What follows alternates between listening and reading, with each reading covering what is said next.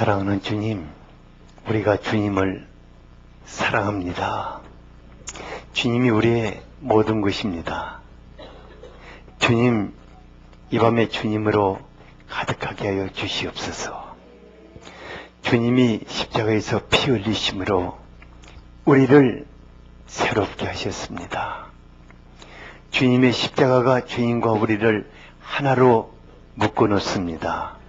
이 밤에 주님, 내 안에, 나 주님 안에 하나됨 속에서 말할 수 없는 주님의 축복과 영광을 누리는 밤이 되기를 원합니다.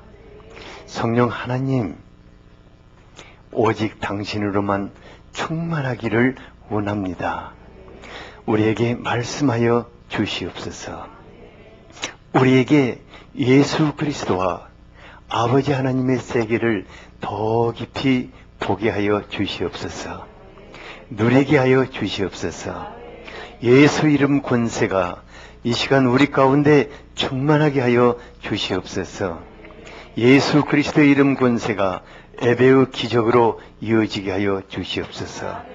주님, 살아계신 당신의 말씀이 우리를 감동시키시며 살리시고 새롭게 하여 주시옵소서. 당신을 기대하겠습니다. 예수님 이름으로 기도하였습니다. 아멘. 누가복음 15장 11절에서 32절까지 한 절씩 이렇게 좀 나눠서 읽을까요? 시작.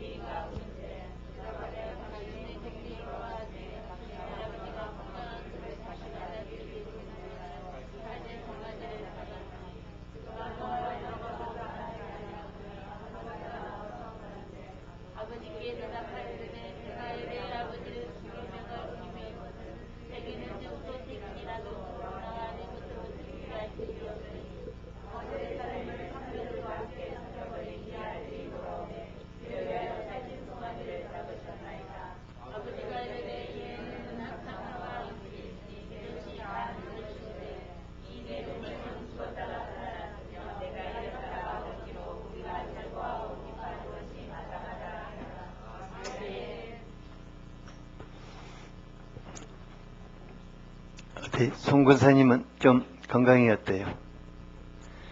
괜찮아요? 우리 안성희 집사님 정말 멀리서 정말 저 산골짜기 사람인데 예배를 사모해서 오셔서 감사합니다.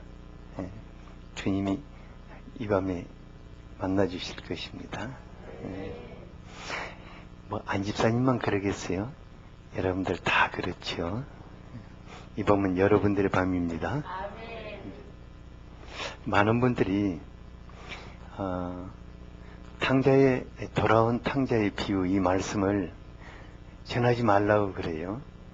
왜 그러냐면은 너무 잘하는 말씀이기 때문에 그래도 또 한번 우리가 살펴보면은 그 속에서 참 아버지가 누구신가, 또 아버지의 집이 어떤 곳인가 다시 한번 느낄 수 있을 것입니다. 돌아온 탕자의 비유 가운데 두 아들이 소개돼요.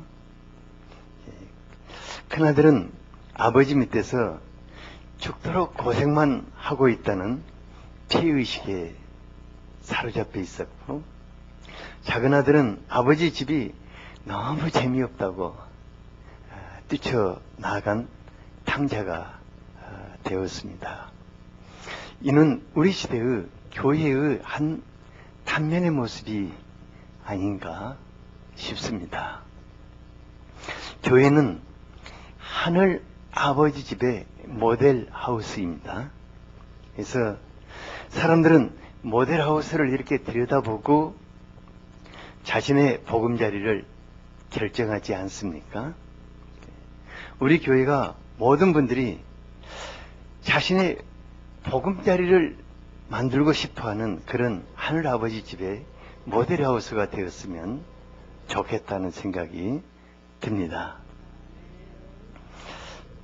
본문에 보니까 어떤 사람에게 두 아들이 있었는데, 큰아들은 아버지의 명을 어김없이 사는 아주 성실한 사람이었습니다. 근데 작은 아들은 자유분방하고 방탕기가 있었어요. 하루는 작은 아들이 아버지께 불쑥 나타나서 기막힌 간청을 했습니다. 아버지, 그 재산 중에 내게 돌아올 목이 있잖아요. 지금 그걸 땡겨서 주세요. 뭐 요즘 당돌한 아들들이 너무 많으니까 이런 말 들으면 또 그런 녀석 생겼구나 하지만은, 예수님이 이 비유를 전할 때만 해도 그렇지 않았어요. 그러니까 유산은 아버지가 임종을 앞두고 자녀 가족들을 다 모아놓고 유언과 함께 분배를 하는 것이었습니다. 그런데 작은 아들이 아버지 집에 매어 산다는 것이 얼마나 힘들고 숨통이 터질 정도로 답답했으면 뛰쳐나갈 기회를 찾다가 마침내 결심을 하였어요. 그러니까 아버지 편에서 생각해 보면 이거 정말 기가 막힌 호로자식이에요. 그러니까 막 참담했을 것 같아요. 하지만 작은 아들의 기질을 잘 알고 있었기 때문에 아버지가 아주 고민이 깊어졌습니다. 재산을 주면은 머지않아 다 털어먹고 거지걸로 돌아올 게 뻔하고, 거절하면 무슨 사고를 칠지 알 수 없었습니다. 아버지는 아들을 재산은 다 잃어버릴지라도 아들을 아주 잃지 않아야겠다는 한 가지 마음으로 그래 이게 네 목이다 하고 떼어주었습니다. 아니나 다를게 둘째 아들이 어떤 짓을 했다고 그랬습니까? 13절을 같이 한번 읽어보죠. 시작.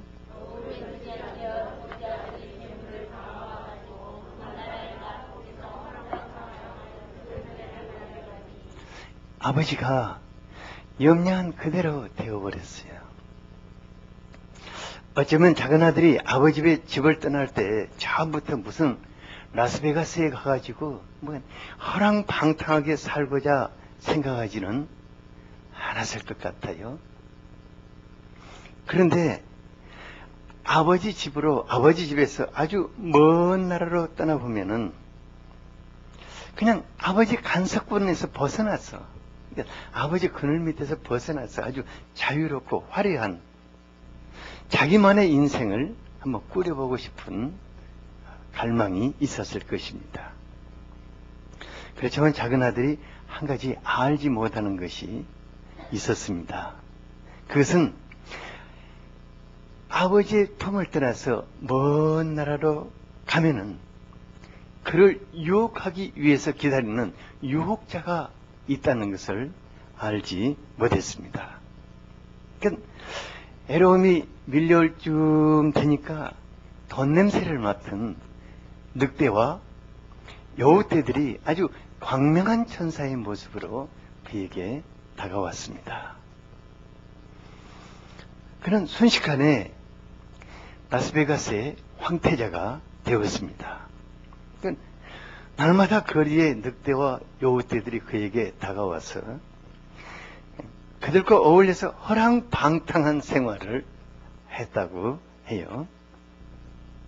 그런데 작은 아들의 화려한 삶도 오래가지는 못했습니다.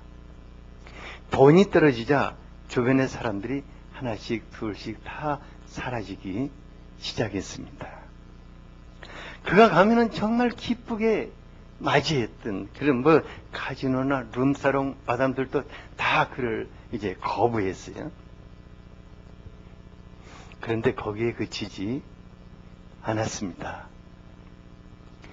그가 정말 견디기 힘든 시련이 그 인생을 덮쳤어요. 14절에 보니까 다 없앤 후에 그 나라에 크게 흉년이 들어 그가 비로소 궁핍한지라고 하였습니다. 아버지 재산을 그 돈을 물쓰듯 흥청망청하게 살던 그에게 이런 시련의 때가 오리라고 상상이나 했겠습니까? 상상도 안 했을 것 같아요. 아마 그의 돈으로 사는 사람들은 이런 말을 했을 거죠. 네 돈 떨어지면 이제 내 돈으로 살자.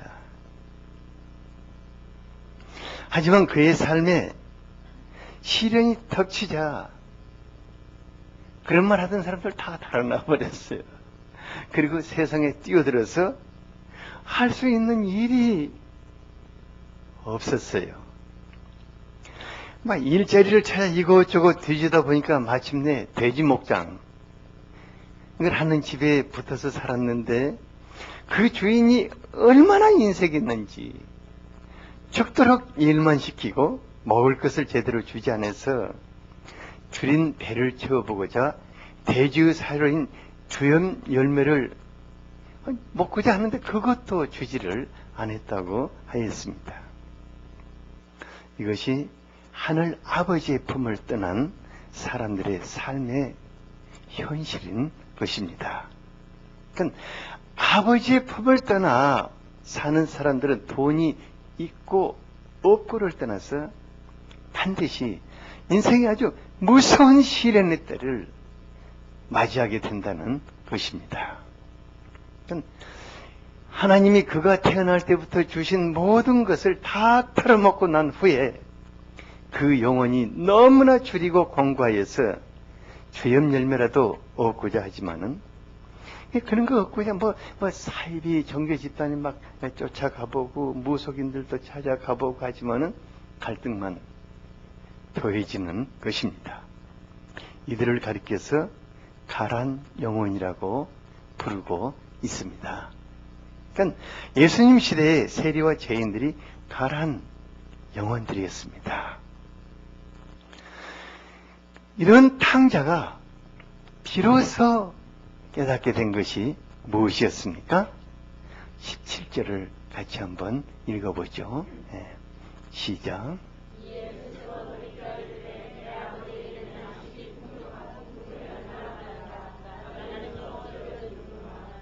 네. 내 아버지 집에 그 품꾼들도 얼마나 풍족한 양식을 먹고 사는가. 아버지 집이 너무너무 그리워졌습니다. 그러니까 그 갈급한 영혼들이 다른 것을 갈망한 것이 아닙니다. 아버지로부터 주어지는, 아버지께서 공급하시는 풍족한 영의 양식인 말씀에 갈급해 있는 것입니다. 아모스서 8장 11, 12절에 보면은 보라, 날이 이를지라. 내가 기근을 땅에 보내리니 양식이 없어 주림이 아니며 물이 없어 가람이 아니요 여호와의 말씀을 듣지 못하는 기갈이라.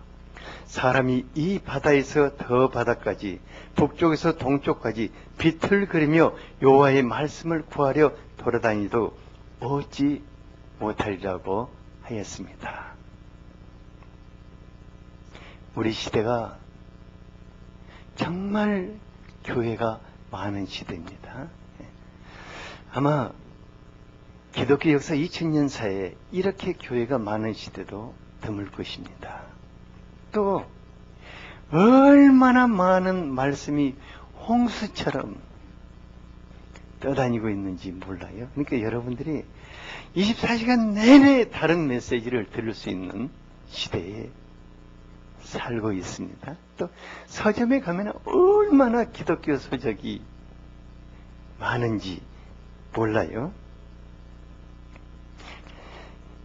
불신자들뿐만 아니라 우리 시대는 교회에 나가고 있는 신자들까지도 아주 말씀에 갈급해 있습니다. 어떤 분이 저에게 뭐라고 하냐면 교회에 다니고 있는 성도들의 80% 이상이 가란 영혼이라고 이렇게 말하더라고요. 그분의 말이 맞다는 생각이 들어요.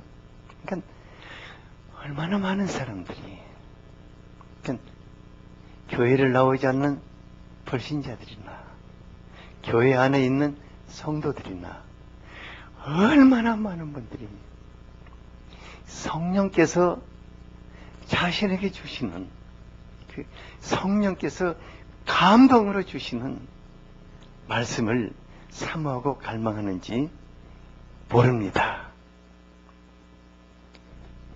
우리 성령 하나님, 우리에게 말씀하시는 하나님이십니다. 오늘 또 여러분들에게 성령 하나님께서 친히 말씀하시기를 원하십니다. 탕자가 그토록 그리워하고 다시 돌아가고 싶어하는 아버지의 집은 어떠한 곳이었습니까? 먼저는 탕자를 있는 모습 그대로 끌어안아주고 환영하는 곳이었습니다.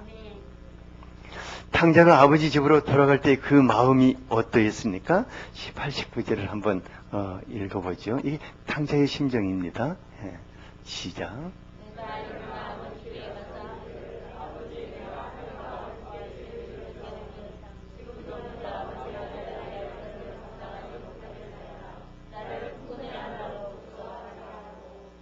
그가 마음속에 그 죄책감으로, 정말 죄책감으로 가득해서 아버지께 돌아갈 염치가 없었어요. 그렇지만 너무 죽겠으니까 이래서 아버지께로 돌아가지만은 자기를 받아주신다면은 이제는 아들이 아니라 그냥 종살이라도 하고 싶다고 하였습니다. 그러니까 그 마음이 얼마나 낮아질 대로 낮아졌어요. 하지만 아버지의 마음은 어떠했습니까? 아버지는 집 나간 작은 아들이 행여나 돌아오려나. 그러니까 날마다 행여나 오늘은 돌아오려나 하고 문 밖에 나가 동구 밖을 내다보았습니다. 어느 날 정말 거지꼴이 된 한 젊은이가 힘없이 다가오고 있었어요. 아버지가 막 직감적으로 내 작은 아들이구나 하고는 달려갔다고 그랬어요. 그러니까 아주 거리가 먼데 아버지가 많이 달려가서 막 그 녀석 그냥 끌어안고 입을 맞추고 또 집으로 데리고 왔어요. 그리고 종들에게 제일 좋은 옷을 갖다 입혀라. 손에 가락지를 키워주고 벗은 발에 신발을 신겨라. 그리고 살찐 소를 잡아다가 잔치를 하라고 하였습니다. 그러니까 그 돌아올 때 얼마나 거짓골을 하고 왔을까 싶어요.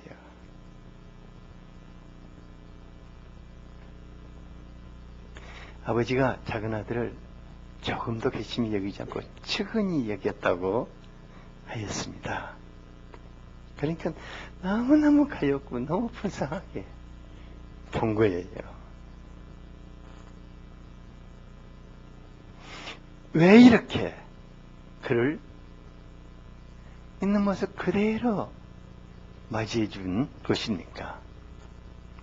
24절에 보니까 이 내 아들은 죽었다가 다시 살아났다고 하였습니다. 그러니까 죽었다가 살아났기 때문에 그 자체로 너무너무 소중하고 기뻐한 것입니다. 잃었다가 다시 얻었기 때문에 그대로 끌어안아 주신 것입니다. 저는 이것이 돌아온 탕자들을 향한 하늘아버지의 마음인 줄 압니다. 그러니까 아버지는 거짓골이 데려온 작은 아들에게 화려한 옷을 입히고 손에 반지를 끼우고 신발을 신겨서 아들로, 그는 종의 하나로 받아달라고 했는데 이는 내 사랑하는 아들이라고 사람들 앞에서 선포한 것입니다. 아버지가 왜 이렇게 한 것입니까? 그 탕자의 마음속에 있는 깊은 죄의식을 씻어주고자 했을 것입니다. 탕자의 마음속에 아버지 앞에 나아갈 수 없는 깊은 자의식을 벗겨주고 싶었을 것입니다. 이것이 돌아온 탕자들을 향한 아버지의 마음입니다. 요한복음 1장 12절에 보면은 아무것도 잘한 것이 없는데 예수 믿는 한 가지 때문에 아들의 권세를 주셨다고 하였습니다. 아버지의 집인 교회는 모든 사람들을 향해서 활짝 열려 있어야 합니다.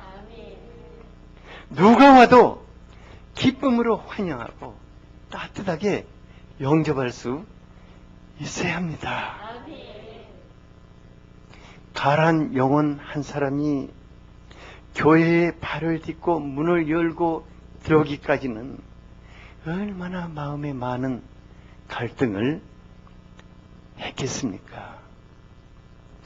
정말 저는 잘 모르겠는데 어떤 스님이 우리 교회를 여러 번 왔다 갔다 했다는 말을 듣고 그러면 스님 아닌 사람은 얼마나 이 앞에를 왔다 갔다 했을까? 그러니까 얼마나 마음의 갈등을 하면서도 서뜻 들어오지 못했을까 하는 생각이 들어요. 근데 그들 중에 용기 있는 몇몇 분만이 조심스럽게 교회 문을 열고 들어왔을 것입니다. 그러니까 교회 안에 있는 사람들이 자기를 어떤 눈으로 바라볼 것인가, 또 어떻게 맞이할 것인가, 얼마나 예민하게 살피고 있겠습니까? 어렵사리 교회의 문턱을 밟았다가 실망하여 되돌아가는 분들이 참 많을 것입니다. 그런 사람이 없어야 할 것입니다. 그러니까 돌아온 탕자를 끌어안고 적극적으로 맞이하는 아버지의 마음이 될 수 없다면 우리는 그들을 품을 수가 없을 것입니다. 우리가 하늘아버지의 마음을 품지 않는다면 아무도 우리 교회 안으로 들어올 수가 없을 것입니다. 우리 교회 성도님들은요, 조금 지내보면 마음이 착하고 따뜻해요. 그런데 숫기가 없어가지고 낯선 사람들을 보면 선뜻 다가가지를 못해요. 못 가는 정도가 아니라 누가 자기한테 다가올 것 무서워가지고 긴장을 해요. 긴장을 하면 사람이 얼굴이 굳어지잖아요.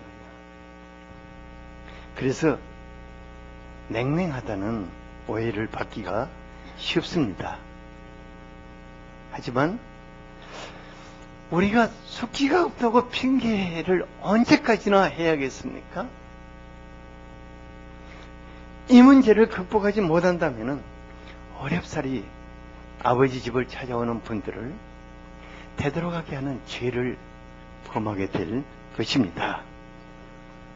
요즘은요, 호텔이나 백화점뿐만 아니라 병원이나 관공서, 경찰서나 법원까지도 찾아오는 사람들을 얼마나 적극적으로 환영하는지 나 이번에 법원에서 오는 방청객들을 위해서 콘서트를 벌이는 것을 봤어요. 근데 전부 다 판검사들이 나와가지고 노래하고 막 그러고 이건 제일 안 바뀌는 것이 교회구나 하고 이제 막 가슴이 찢어지도록 아팠어요.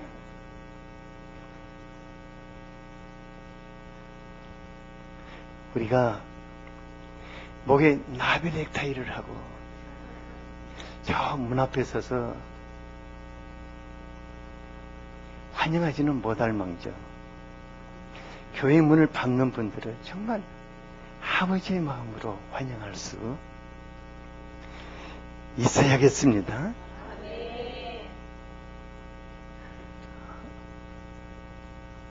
제 눈에는요, 우리가 오랫동안 기도해온 이사야서 60장의 비전이 실현되어서 많은 분들이 우리 교회를 향해 오는 그 꿈을 꾸고 있어요. 저는 그것이 하나님이 우리에게 주신 비전이기 때문에 그런 일이 반드시 우리 세대의 우리 눈으로 보게 될 것을 믿고 기대하고 있습니다. 벌써부터 우리 교회에 오시는 새가족들은 교회가 너무 비좁다는 말을 해요. 그래서 어쩌면은 넓은 다른 장소를 좀 빌려 임대해가지고 우리가 거기에서 이런 수요 예배를 드리게 될지 모르겠어요. 여러분, 이거 농담 아니에요. 저는 정말 오랫동안 이 도시를 위해서 기도해왔고 이 교회가 그런 아름다운 비전을 실현시키는 교회가 되도록 기도해 왔어요. 중요한 것은 아버지 집을 찾아오는 그분들을 누가 맞이해야 할 것인가? 우리가 그 담는 그릇이 되어야 할 줄 믿습니다. 하나님이 그런 사명을 우리에게 주시는 줄 믿습니다. 마음을 넓혀야겠습니다. 오늘 밤부터라도 집에 가서 거울 앞에서 사람들을 맞이하는 연습이라도 좀 해봐야 할 것 같아요. 옆 사람한테 한번 해보세요. 어떻게 맞이하는 건지 좀 봅시다. 한번 연습 좀 한번.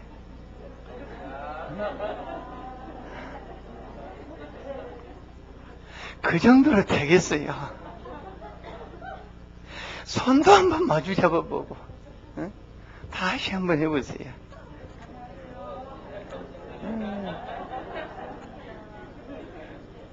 네. 날마다 집에 가서 거울 보고 그 연습 좀 해봐야겠잖아요. 정말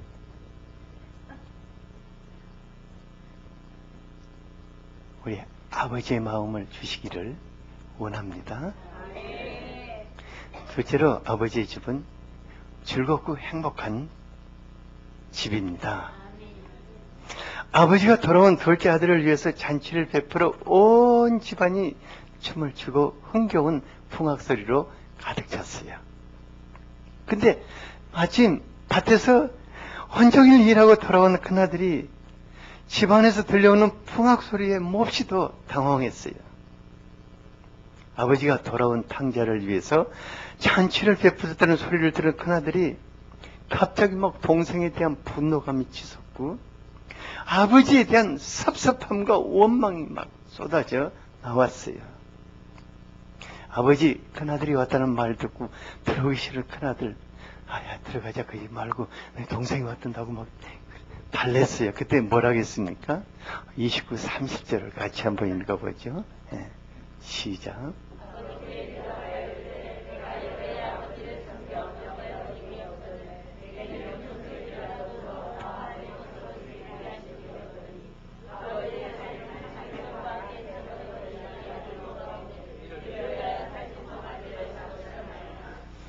네, 뭐 평소 말없이 아주 묵묵하게 일만 해온 큰아들이 드디어 그의 쏙내를 드러내고 폭발을 했어요.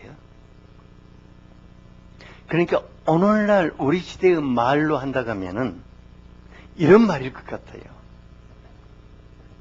목사님, 새가족은 황태자고 황공주고 뭐 기존 가족은 죽도록 일만 시키는 찬밥심 셉니까? 하고 이렇게 아마 이런 식일 것 같아요.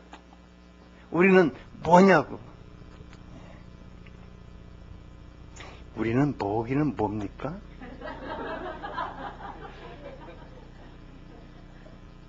그러니까 그 큰아들을 향하는 아버지의 마음은 전혀 그것이 아니었어요.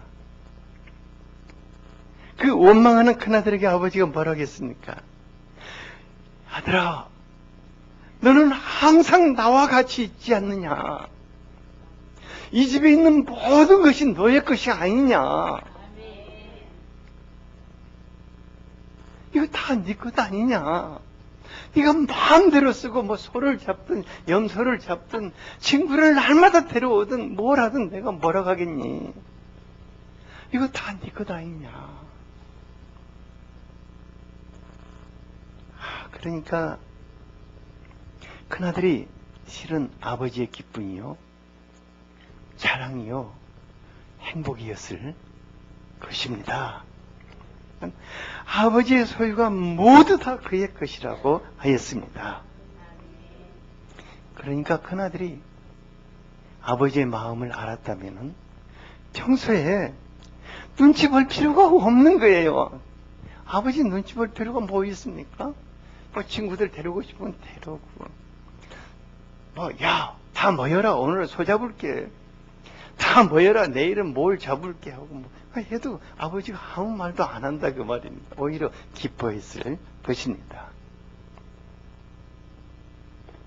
그러니까 아버지께 속한 모든 것을 마음껏 누리며 아버지로 즐거워하고 행복하게 사는 것이 먼저 된 성도들이 누려야 할 축복인 줄 압니다.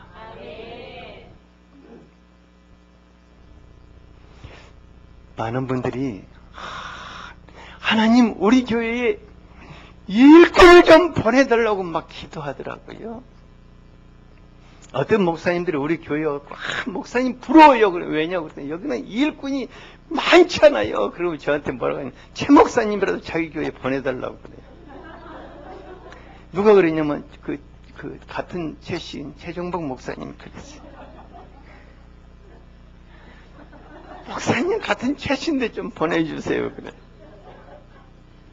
그런데 속으로 그랬어요. 사례비나 줄 수 있을란가.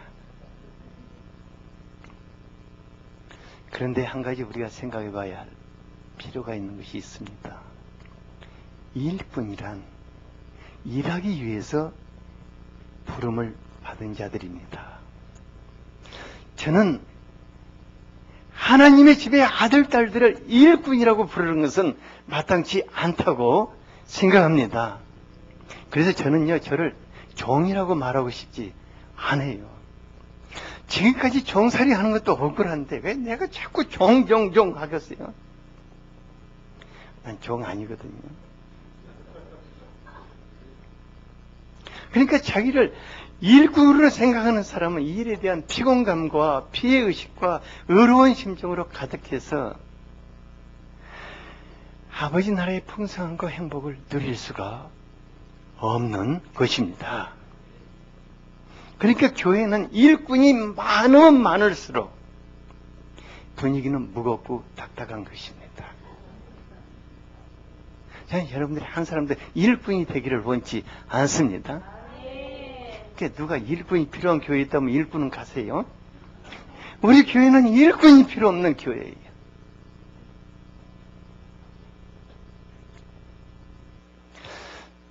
한 1년 됐어요. 어느 교회 부목사님 내외가 저를 찾아와서 눈물을 흘리면서 자기 교회 담임 목사님이 일 중독에 빠져 있어서 자기들이 조금 더 쉬는 꼴을 못 본다고 그래요. 그러니까 미치겠다고 그래요. 조금만 쉬면은 사례비 막 깎으려고 그러고 힘들다고 그래요. 내가 그분의 말을 들으면서 그 교회 성도들이 얼마나 불행할까. 일꾼을 부목사가 일꾼이고 목사는 일 중독에 빠져 있으니까 얼마나 성도들이 들들 볶이고 힘들겠어요. 우리 임지은 사모가 선교지에 담임 목사 사모님한테 시집살이 하다가 우울증이 걸려가지고 제가 매일 그 전화 받고 기도해주고 하느라고 참 힘들었어요. 어느 날 화가 나서 그냥 선교지로 쫓아갈까 하는 생각도 들더라고요. 그래서 야, 나 그만두고 빨리 들어와라. 그냥 들어오라고 그랬어요. 그러니까 그 큰아들 같은 심정으로 사는 분들이 교회 사역을 맡고 있다면은 그 교회 분위기가 행복하겠습니까? 그건 행복하지 않을 것 같아요. 교회는 리더 그룹일수록 정말 밝고 행복해야 한 줄 압니다. 그래야 교회가 하나님의 나라가 될 수가 있습니다.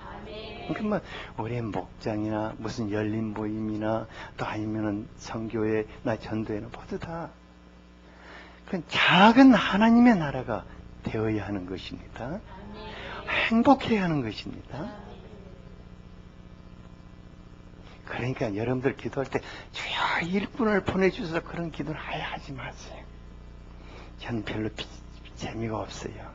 제가 일하다가 몸 다 베렸잖아요. 우리 교회가 한때 알파 프로그램을 진행한 적이 있었어요. 그러니까 처음에는 모든 사람들이 즐겁고 행복했어요. 왜냐하면 강의는 별로 재미없는데 끝나고 그 맛있는 음식 먹는 재미가 막 어찌나 좋은지. 그러니까 세 가족들은 막 알파 하고는 근데 문제는 횟수가 거듭될수록 섬기는 분들은 막 피곤감에 쌓여서 기쁨이 사라지고 알파 얘기만 꺼내면은 마음이 굳어지고 힘들어지는 거예요. 제가 뭐 심각한 고민에 빠졌어요. 알파를 밀고 나가야 할 것인가 아니면은 중단해야 할 것인가. 그러다가 하나님 앞에서 제가 진실하게 한번 문답을 해봤어요. 하나님, 저에게 리더들이 소중합니까? 아니면 새가족이 소중합니까? 그래서 주님, 제가 새가족이 한 명도 안 올지라도 알파를 포기하겠습니다 하고 중단해버렸어요. 그러고 나서 얼마 있다가 순천에서 그 알파를 우리나라에서 가장 잘하는 교회를 섬기고 있는 순천의 내 친구가 알파 때문에 교회가 박살이 났다 하더라고요. 그래서 이게 리더들이 행복하지 못한 문제구나. 그러니까 새로 초청받은 분들은 얼마나 재밌고 끝날 때까지 그냥 그 맛있는 음식 먹는다는 그 기분 때문에 하루를 한 주를 산다고 그래요. 알바 안 하기 잘했죠. 그러니까 교회는 하늘에 있는 하늘 아버지 집의 모델 하우스라고 말할 수가 있습니다. 그러니까 하늘 아버지 집이 아무리 풍성하고 기쁨으로 가득한 행복한 낙원이라 해도 우리가 죽어서 거기가 있는지 그런 것을 누릴지 못 누릴지 막 모르는데 난 그것만 생각하고 살 수 있습니까? 누가 그 말을 한다고 해서 시큰둥하고 있는 교회에 들어오겠습니까? 그렇지 않을 것 같아요. 저는 그나들의 사명은 일하는 게 아니라 아버지 집에 있는 소유를 마음껏 누리고 아버지로 인해서 즐거워하고 행복해야 할 줄로 믿습니다. 미국에서 교회를 찾던 어떤 분이 교통경찰에게 좋은 교회를 좀 소개해달라고 하였는데 그 양반이 교회를 안 나가는 사람이었어요. 그 동네에 교회가 2개 있었는데 자기는 어떤 교회가 좋은지 모르는데 저기 길 건너는 저 교회에 나오는 성도들은 항상 웃고 항상 행복해 하는 것 보니까 그 교회 가보라고 그랬어요. 그러니까 교통경찰의 눈에 비친 그 교회가 하늘 아버지 집의 모델하우스인 거예요. 저에게 한 가지 분명한 목표가 있다면은 교회에서 가장 즐겁고 행복해야 할 사람이 누구겠습니까? 누구예요? 왜 거기 반집사예요? 나야지 않아요. 뭐 목사는 무슨 놈 고생하라고. 내가 기쁘고 행복해야 반집사가 기쁜 것이지. 내가 인상 쓰고 있으면 되겠어요?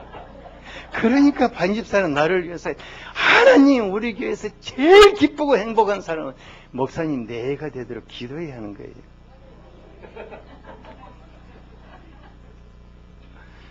여러분 그렇지 않아요? 그래야 그게 여러분들이 그대로 넘쳐 흐르게 되는 것 아니겠어요? 저는 그래요. 우리 교회 우리 최 목사님이나 최 목사님 사모님 저기 앉아 있는데 맨날 인상 쓰고 있다가 하면은 이거 되겠어요? 안 되지 않아요. 또 우리 사역팀들이 하나 너무 힘들어 죽겠다. 우리 목사님 왜 저렇게 쥐었지 않은지 모르겠다고. 나 교회 가기 싫다고. 이러면 되겠어요? 이건 아닌 것 같아요. 그러니까 우리 최 목사님도 잘 들어야 합니다. 우리 교회에서 가장 두 번째로 행복해할 사람이 누구라고? 왜 자기야? 자기만 왜 나라고 그래? 누구야? 왜 저 사람이냐? 최 목사 내가 행복해야지 않아요. 그래야지 않아요. 그래서 그렇게 기도해야 합니다. 하나님, 뭐 잘 안 되면은 성령께서 제 양반의 옆구리를 긁어서라도 기쁨과 행복이 있도록 기도해 주세요. 그렇게 돼야 하는 거예요. 그러니까 우리 한 사람 한 사람이 교회 일하다가 피곤하고 지쳐서 뭐 탈진하니 어떠니 그렇게 하면은 저는 우리 교회는 크게 뭔가 잘못됐다고 생각합니다. 31절을 다시 한번 읽어봅시다. 시작.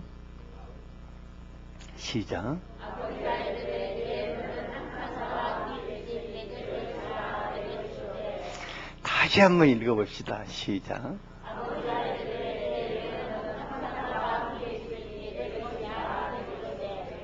네, 이것이 우리 한 사람 한 사람을 향하는 아버지의 마음인 줄 압니다.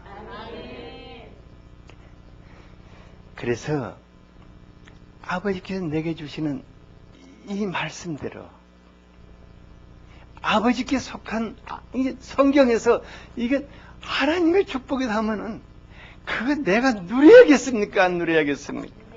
그건 내 것이다. 못 누리면 막 하나님을 할퀴해서라도 누려야겠잖아요. 누가 하나님 할퀴해서 되겠어요만은 하나님으로 기뻐하고 즐거워야 할 것을 압니다. 제가 이제 어떤 교회 예배드리러 한번 가본 일이 있었는데 정말 처참한 마음이 들더라고요. 뭐냐면은 목사님 나와가지고 기도를 하시는데 하나님 우리가 무슨 웃을 자격이나 있는 자들입니까? 하고 막 호통을 치면서 기도를 하니까 성도들이 기도 끝나고 나니까 전부 다 시커매져가지고 고개도 못 들고 있는 거예요. 그래서 내가 정말 왜 이러냐. 저 양반들이 세상에서 살면서 얼마나 힘들고 피곤하고 지치고 무거운 멍에를 쥐고 있는 것을 알기나 하는가. 아버지의 집에서 그것을 안 벗겨준다면, 아버지의 집에서 그 고통을 덜어주지 않는다면, 아버지의 집에서 그에게 기쁨을 선물해 주지 않는다면, 아버지 집이 내가 정말 빨리 가야겠다. 거기 가면 내가 살겠다. 숨통이 터지겠다. 그런 곳이 못 된다 하면은 나는 이 교회가 여기 존재해야 할 이유가 없다고 생각합니다. 하지만 이것이 사람의 힘으로는 안 됩니다.